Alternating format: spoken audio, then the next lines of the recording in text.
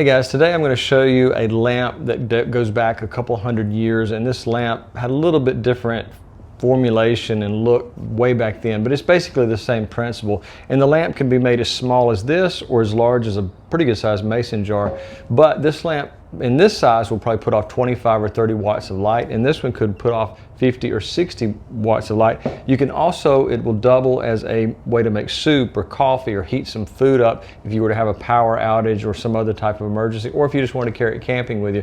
It's great for that as too, because it stores away in your gear without having to worry about losing it. So it's not super small like this, but maybe something about half this size would be easier in camping gear. At least for my hiking gear, I don't have anything quite this big. So let me show you how to put it together step by step. It's super easy. It will work for years and years. You can put it in your pantry, and you have an emergency, just pull it out and light it, and you'll have a small stove and a lighter. So I want to give you 3 different types of material you can make a wick out of, and this is actually my favorite. It is basically plumber's felt. It's carbon felt, and it will not burn up, but it can act as a wick, slowly pulling our fuel to the flame, and it will work great. Secondary is just ordinary cotton wick, and I'm going to put links in the descriptions to all this material, and you can decide what you want to use. But this is just ordinary cotton. It works great as a wick. It's going to burn up a little bit faster, and you're going to have to keep feeding the cotton up as it burns down. And this is something really unusual. This is fiberglass wicks. These will last for quite a long time. I'm going to use a couple of these today as well. I just want to show you how great this works and how long it will last. I'm guesstimating the wicks themselves can last for a very long time outside of the cotton wick, but the felt, the plumber's felt, or the fiberglass can last for a very long time. And actually the plumber's felt can last for decades without showing any signs of being used up. So let's get started. I'll show you the first step in building our combination lamp small heater. So the first item we're going to need is just some 3/8 copper pipe. You can cut it about 1 inch, maybe slightly more, but not too much, because we don't want to make it too tall, because if we do, the felt or whatever you're using, the wick is not going to push it quite as well. So let's make it about inch and a quarter, 1.5 inches, and you just need one of these pipe cutters. Again, everything, all the products I'm using, links in the description,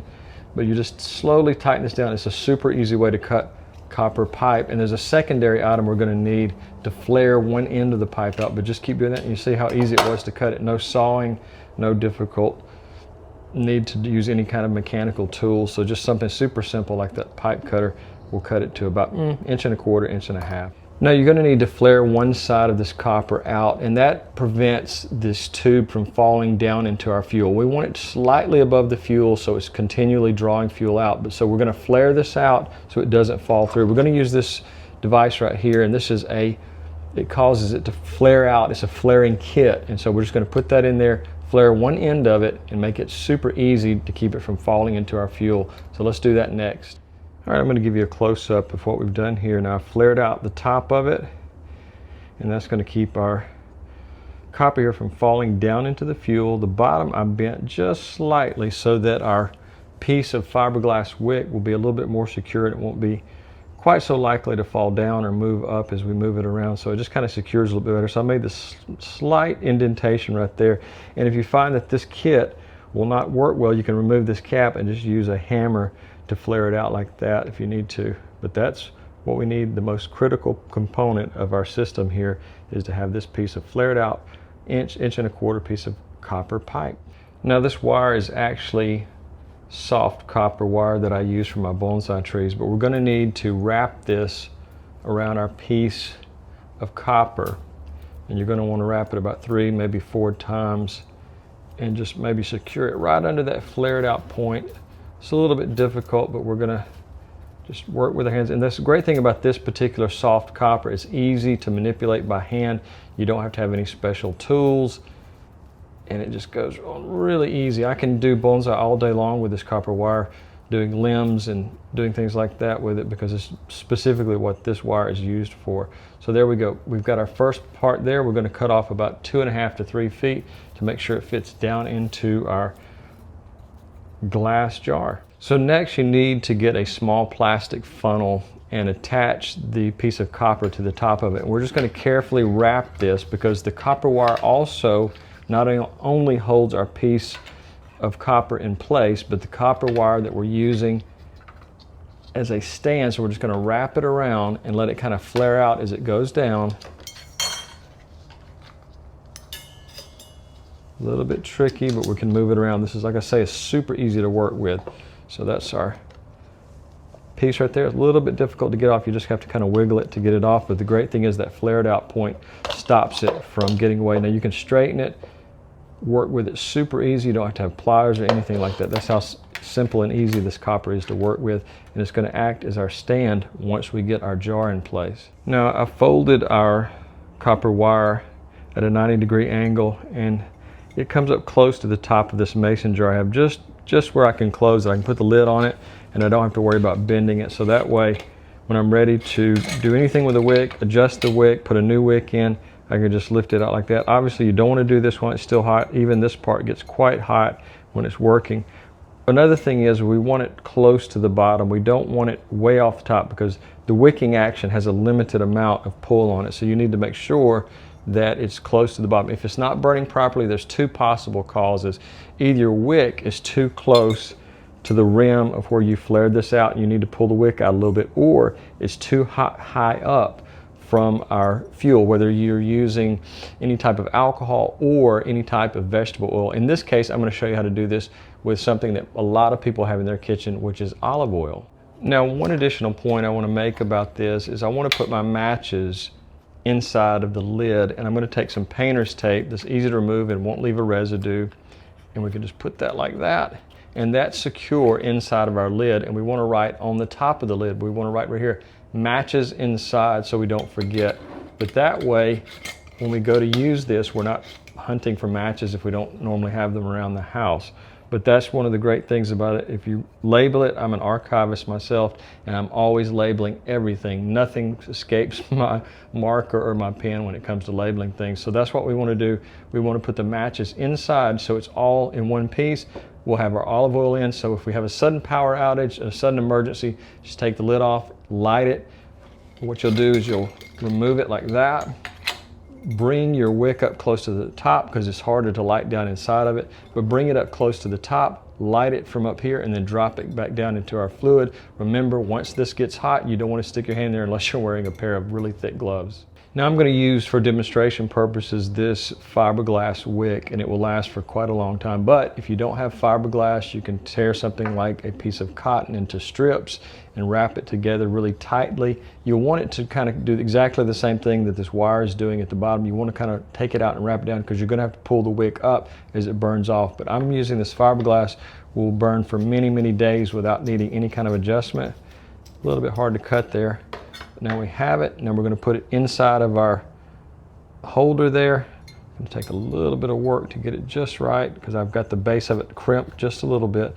Also, we want it coming out a little bit high on the top. If you don't have it high enough, then your flame may be really small. So the higher this is, the better your flame. Also, the purity of the fuel is going to determine whether or not you have any soot coming off the candle. You don't want to use something that's not pure. In my case, I'm using olive oil, which does put off a little bit of soot, and I'm putting it on the stove, so there's a ventilation there where it just naturally goes out. You could put it inside of a open fireplace or something like that, but you want to use a much more pure fuel if you have a lot of these around the house. Also, always remember, carbon monoxide detector, smoke detector, and fire extinguisher, always necessary. Now, this is the lamp I just made, and one thing that you're going to need to do is once you add your olive oil, you want it to be able to seep up the wick, because if you add the olive oil when you have an emergency, it's going to take some time for it to really get going good. So what I would recommend is having the olive oil already in your container inside the pantry. If you're using this in a backpacking sort of pack, then obviously you don't want to add the olive oil. You want to keep it in a separate sealed container so you don't have it sloshing around. Also, you might even consider changing over from glass to metal, because if you're backpacking, obviously you could easily break glass and you don't want that inside of your pack. So I'm going to light this one. This had a good amount of time to wick this up, but I also want to tell you that I'm going to demonstrate a much smaller one that is actually heating water to a boil, and also how much light it can put out. So let's light this one first. Simple olive oil, just extra virgin olive oil. Let's find our match. I guess we can tear these back off, and we'll light our match.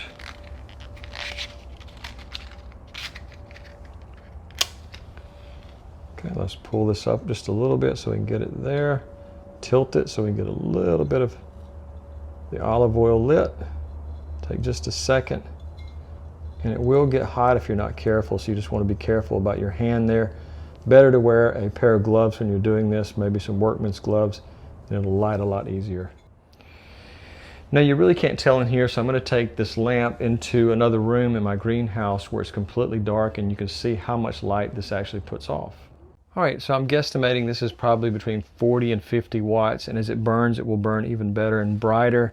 And that's why it's called a Bright Betty lamp, because it puts out quite a bit of light. So this is in my little room in my greenhouse where I keep Mame and Shohin bonsai pots, which basically is just hand-sized bonsai. So as you can see, it burns quite bright and puts out a lot of light very quickly, as long as the wicking action is doing well. Now if you did want to turn this into a stove, you could use something like this stainless steel utensil holder. You have to kind of wedge it on there or maybe tape it a little bit at the base. This part of the glass does not get super hot. It gets warm, but this area up here is going to be the area that gets super hot from about here up. So you could actually make soup on it. You could warm up some coffee, boil water. So it acts also as not only a light, but actually is a mini stove. Now you can make these in any size you want. As I mentioned earlier, you can make it something out of this small container right here. This one I believe had olives in it, and right now I have burning in it denatured alcohol. I'm going to show you, I'm going to get my, if I get the right tool here, and show you what the temperature is, how hot even a small one like this can get. It's burning again denatured alcohol. So I've seen it hit 350 once, there's 352. It's a little bit hard to hold it perfectly still, but there's quite a bit of heat coming out of something even this small. And you can use this stainless steel container. It's basically just for the kitchen counter to put different utensils in, but you can also use it here as a stove top. And we're going to take some water, we're going to boil it in this small stainless steel container, and I'll give you a view from above once it starts boiling.